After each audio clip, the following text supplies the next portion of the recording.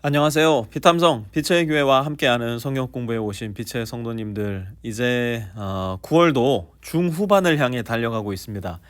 물론 아직 텍사스라서 낮에는 90도 이상으로 조금 덥다 느껴질 때도 있지만, 그늘에만 들어가면 또 해만 지면 완연한 가을 날씨 느낌이 나서 낯설기도 하고, 또 입가에 웃음이 저절로 떠오르기도 합니다. 환절기에 다들 감기 조심하시고, 이번 한 주도 하나님의 말씀밥 든든히 챙겨 먹고 튼튼하고 활기찬 일상을 우리 모두 살아갈 수 있기를 바랍니다. 우리 함께 기도하고 월요일 비탐성 시작하겠습니다. 좋으신 하나님 아버지, 주님은 우리에게서 멀리 계시지 않으십니다. 주님은 우리에게 침묵하지도 않으십니다. 주님은 우리에게 사랑을 베풀어 주시고 갈 길을 인도해 주시고 필요를 채워 주시며 가장 좋은 것을 가르쳐 주십니다. 오늘 말씀 속에서도 그렇게 좋으신 주님을 뵙게 하여 주시고 그 주님의 손을 굳게 잡고 주님 따라 살아갈 수 있게 도와주십시오. 예수님의 이름으로 기도합니다. 아멘. 이번 주에는 고린도전서 13장 말씀 함께 공부할 텐데요. 우리 13장 1절부터 함께 보도록 하겠습니다. 내가 사람의 모든 말과 천사의 말을 할 수 있을지라도 내게 사랑이 없으면 울리는 징이나 요란한 꽹과리가 될 뿐입니다. 아멘. 자, 여러분 다시 한번 말씀드립니다. 성경을 공부함에 있어서 가장 중요한 것은 무엇이라고 이야기했죠? 첫 번째는 문맥이라고 했고요. 두 번째는 문맥이라고 했고요. 세 번째는 문맥이라고 했습니다. 성경 공부할 때 문맥, 이거 정말 중요합니다. 고린도전서 13장은 몇 장 뒤에 등장합니까? 12장 뒤에 등장합니다. 그러니 12장의 내용과 13장의 내용을 연결해서 볼 수 있어야 되는데요. 고린도전서 12장 여러분 기억나십니까? 어제 말씀에서 듣기도 했었는데요. 우리는 고린도전서 12장에서 은사의 본질, 은사가 무엇인가에 대해서 배웠고요. 은사의 수여자, 은사가 어디에서 오는가에 대해서 배웠고요. 은사의 종류, 은사가 어떤 종류가 있는가도 배웠고요. 은사의 사용 방법에 대해서도 함께 배웠습니다. 고린도 교회는 고린도전서 1장에 등장하는 것처럼 은사가 풍성하기로 유명한 교회였지만, 우리가 다음 주에 살펴볼 고린도전서 14장의 내용으로 미루어 보았을 때에 은사의 남용이 심각한 교회이기도 했습니다. 바울은 몸의 비유를 들어서 이러한 고린도 교회의 현 주소를 꼬집어 말하기도 했는데요.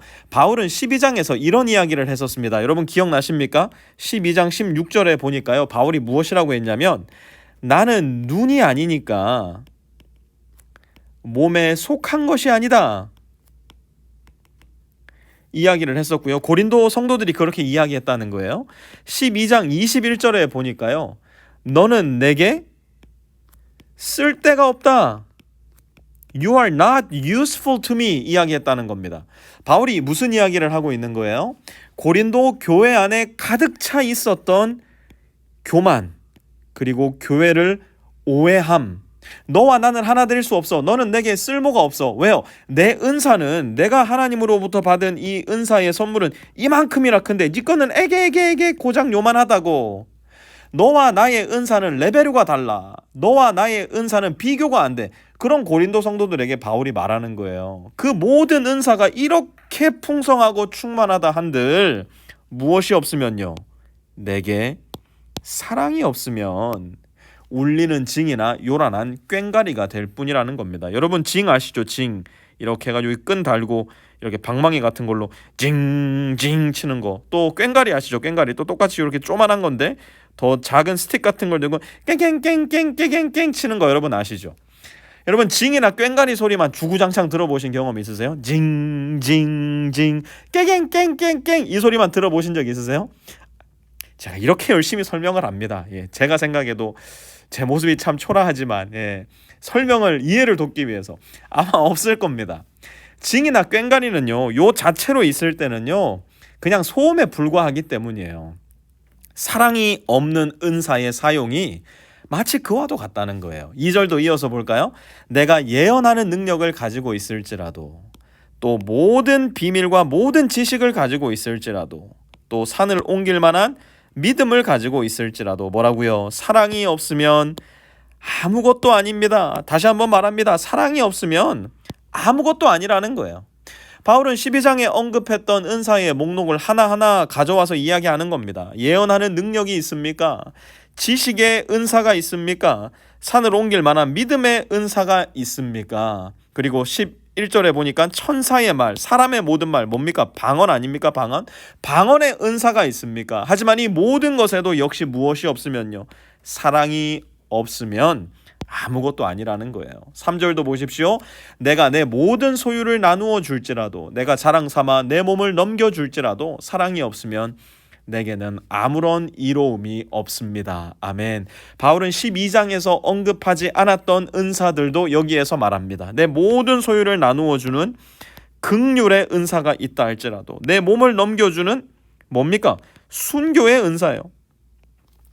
순교의 은사가 있다 할지라도, 다시 한번 이야기합니다. 무엇이 없으면요? 사랑이 없으면 내게는 아무런 이로움이 없다는 거예요.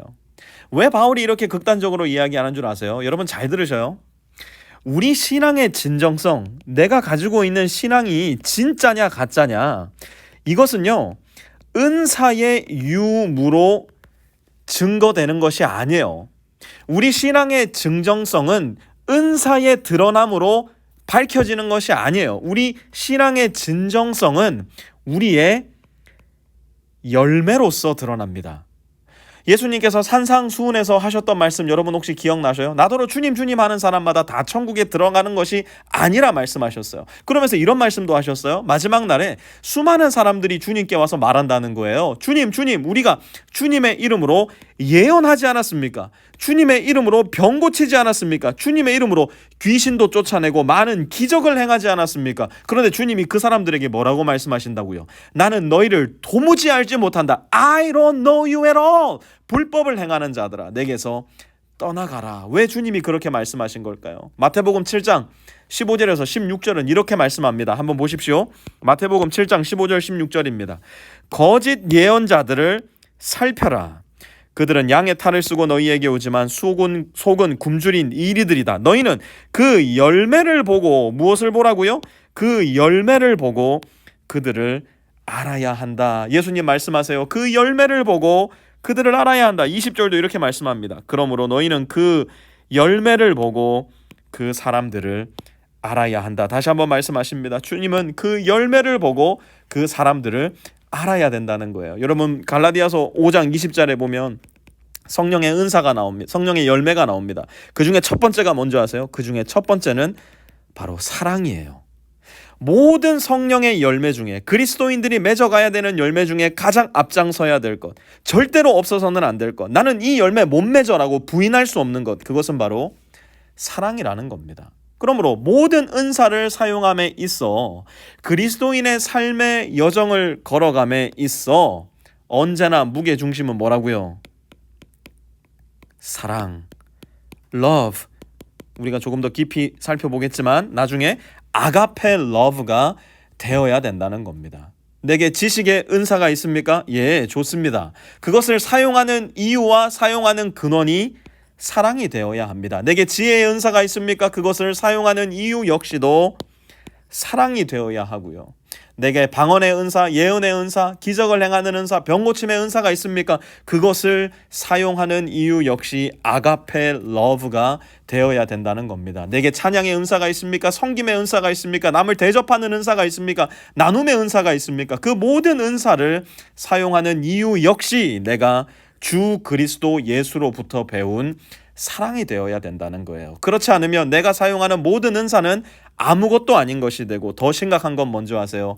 우리는 주님께 전혀 알려지지 않은 영원히 멸망할 가련하고 불쌍한 존재로 발견될 수도 있음을 우리는 기억해야 된다는 겁니다. 오늘 말씀의 결론과 적용입니다. 오늘 말씀 코치님들, 말씀을 어떻게 나누셔야 할지 모르겠다면 다음 내용을 그대로 적으셔도 좋습니다. 아무리 내가 날고 기는 그리스도인이라 할지라도 사랑이 없으면 나는 아무것도 아닙니다. 오늘 하루 내가 사랑할 수 있는 사람, 사랑해야 하는 사람, 무엇보다 내 사랑이 필요한 사람을 사려 깊게 살피고 발견하여 주님과 같이 사랑하는 사람이 되게 하소서. 오늘 하루 그런 사람이 됨으로써 우리 각자가 살아가는 삶의 영역들이 아주 조금이나마 정말 이 바늘 구멍 하나 찍을 정도의 그 부분이나마 더 밝아지고 더 예뻐지고 더 향기가 나고 더 살맛이 나는 일들이 일어났으면 좋겠습니다.